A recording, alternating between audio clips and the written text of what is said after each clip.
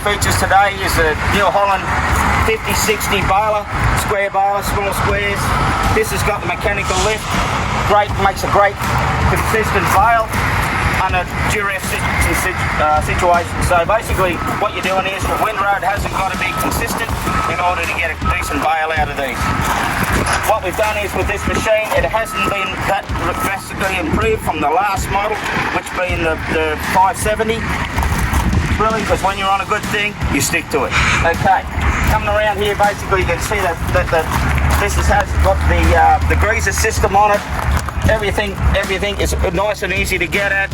Linkages and finger arms, very consistent on the machine. Come back in here. See, with this machine,